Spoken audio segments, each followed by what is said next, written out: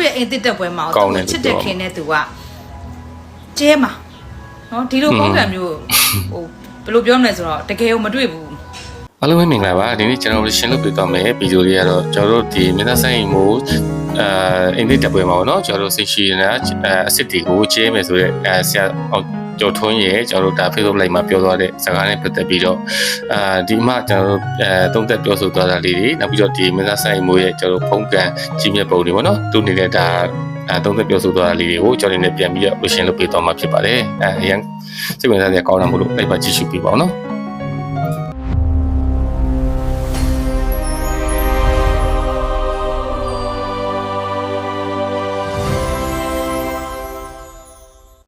ဖုန်းကန်ကြီးမားတဲ့တထေးစမ်းရင်မိုးရဲ့တောင်တကောင်ကအင်းတစ်တက်ပွဲကြီးอ่ะเนาะတကယ်ကိုကြောက်တန်ဗရမများအစ်စ်တွေကိုကျဲမယ်တဲ့เนาะဆရာရဲ့ Facebook Live မှာဆရာပြောသွားလေကျွန်မနားထောင်လိုက်ရတယ်သိလား။အော်ဒီဟာတွေကျဲဖို့ကျဲကျင်တဲ့လူက request လုပ်လို့ပါတဲ့เนาะအဲ့တော့ဒီဖုန်းကန်မျိုးရှင်ကျွန်မလည်းဘယ်လိုပြောမလဲမတွေ့ဘူးရှင်เนาะသိလားအမြဲတမ်းပဲကျွန်မဘသူနဲ့မဆိုတွေ့ရင်လေသူ့မောင်လေးစမ်းရင်မိုးအကြောင်းပြောပြရင်ပေါ့เนาะသူ့ဖုန်းကန်အကြောင်းလေးကျွန်မအမြဲတမ်းပြောပြတယ်ဘာလို့လဲဆိုတော့လေကိုမမြင်ဘူးမတွေ့ဘူးတဲ့ဒီဖုန်းကန်မျိုးသူရရှိထားတာလေနော်အဲ့တော့ဟုတ်တယ်နော်ကျဲမှာလေသူကိုယ်တိုင်ကျဲမှာမဟုတ်ဘူးသူရှိတဲ့ဟာကိုသူကျဲမှာမဟုတ်ဖုန်းကန်နော်သူ့ရဲ့အိမ်တစ်တက်ပွဲမှာသူချစ်တဲ့ခင်နဲ့သူကကျဲမှာနော်ဒီလိုဖုန်းကန်မျိုးဟိုဘယ်လိုပြောမလဲဆိုတော့တကယ်ကိုမတွေ့ဘူး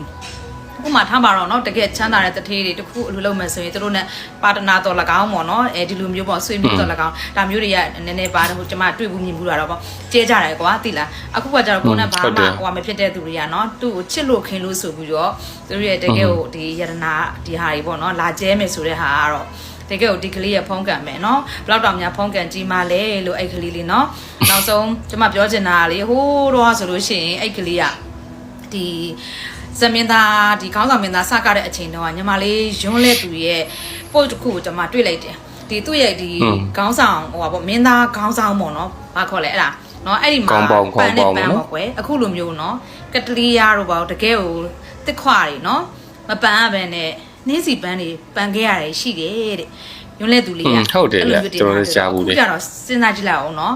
တကယ်အခုဆိုစင်တန်တစ်ခွာချမ်းလို့နောက်ကပါလားအောင်နိုင်သူလားဟာလားအဲ့မှာဆိုသူ့အတွက်ကို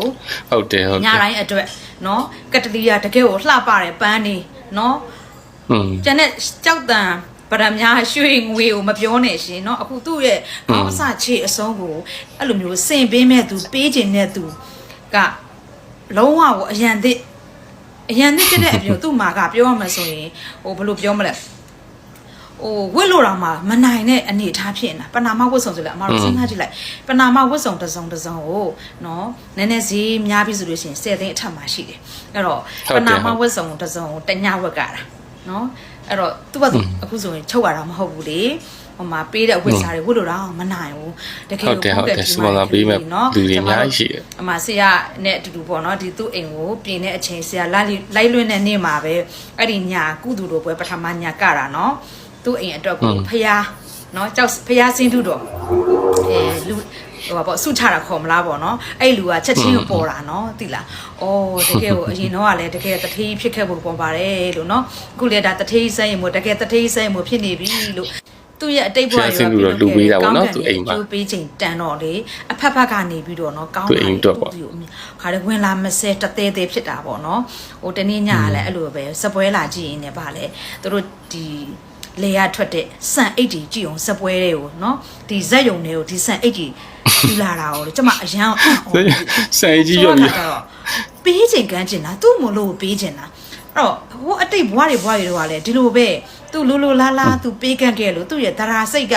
တကယ်ကိုဖြူစင်ခဲ့လို့ဟိုအားလုံးကရရှိခဲ့လို့လားမသိဘူးဒီဘက်ခိတ်ရောက်တဲ့အခါဒီဘဝရောက်တဲ့အခါကျတော့သူ့ကိုပြန်ပြီးတော့လူတွေကလူလူလာလာနဲ့ကိုရှိကိုမှရှိတဲ့ဟာကိုပေးချင်တာသူ့မလို့ပေးချင်တာတော့သိလားအဲ့တော့အဲ့ကန်တရားရောတကယ်ကိုလေကျမလေအရန်လည်းအံ့ဩတယ်ဒီလိုကန်တရားရဖို့အတွက်ကလည်းတကယ်ကိုကောင်းကန်နေရောအတိတ်ဘဝပေါင်းများစွာကပြုတ်လုခဲ့လို့ဒီကန်တရားကိုရရှိတာလို့နော်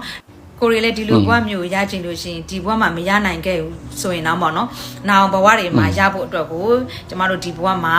တရားဖြူစင်စွာလူလူလားလားသူတစ်ပါးကိုပေးကမ်းမယ်စွန့်ကြဲမယ်เนาะလှူဒန်းမယ်เนาะဒီလိုစိတ်တွေနဲ့ကျမတို့လုပ်မယ်ဆိုရင်เนาะကျမတို့လည်းနောက်ဖြစ်လျက်ဘဝတွေမှာဒီလိုမျိုးအကျိုးထူးတွေခံစားရမှာပေါ့เนาะအဲ့ဒါလေးကတော့ကျမသူ့ကိုကြည့်ပြီးတော့ရတဲ့အသိတရားလေးတွေပေါ့ရှင်เนาะအဲ့တော့စူးစမ်းရမှာပေါ့เนาะဒီမှာကျွန်တော်အနေနဲ့ဒါနိုင်ငံဖြည့်ဆွတ်ပြီးတော့ပြောချင်တာကတော့ကျွန်တော်တို့ဒီမှာပြောသလိုပဲကျွန်တော်တို့ဒါကအကြောင်းတရားကောင်းလို့ပေါ့နော်ကျွန်တော်တို့ဒီမင်းသားဆိုင်မှုဖြစ်လာတယ်နောက်ပြီးတော့ကျွန်တော်တို့ဒီခုလိုမျိုးပေါ့နော်လူချင်းလူချင်းပေါ်များတယ်ဆိုတာတချို့မှန်တဲ့တော့လေမှန်ပါတယ်ဒါပေမဲ့လည်းဒီကံတစ်ခုတည်းကြောင့်တော့မဟုတ်ပါဘူးကျွန်တော်တို့ဒါမင်းသားဆိုင်မှုခုလိုမျိုးအောင်မြင်နေတာခုလိုမျိုးလူချင်းလူချင်းပေါ်နေတာကကျွန်တော်တို့သူ့ရဲ့ကံဉာဏ်ဝရိယပေါ့နော်သုံးချက်သလုံးအားကောင်းခဲ့တော့ဒါခုလိုမျိုးဒါအောင်မြင်နေတာဖြစ်ပါတယ်လူချင်းလူချင်းပေါ်နေတာဖြစ်ပါတယ်ပေါ့နော်အဲ့တော့ကျွန်တော်အနေနဲ့ပြောချင်တာကဒီကံတစ်ခုတည်းနဲ့တော့ဒီလိုမျိုးဖြစ်လာနိုင်ရအကြောင်းမရှိပါဘူးမင်းသားဆိုင်မှု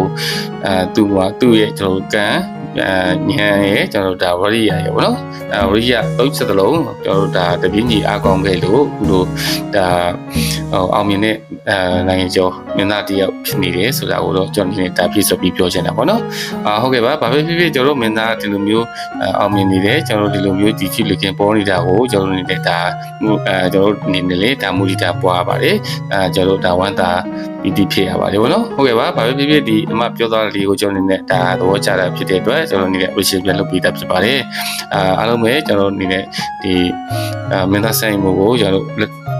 လိုက်ပါပြီးတော့ဝင်ရပေးကြပါဦးကျွန်တော်အနေနဲ့လည်းတက်နိုင်တော့ပေါ့နော်ကျွန်တော်ဒီ social media မှာအမြဲတမ်းကျွန်တော်အနေနဲ့ဒါမင်းသားကိုဝင်ရပေးနေပါတယ်လို့ပြောရင်းနေပေါ့နော်ဒီနေ့ဗီဒီယိုလေးကိုတော့တောင်းနေပဲဆုံးသက်ပြရစီ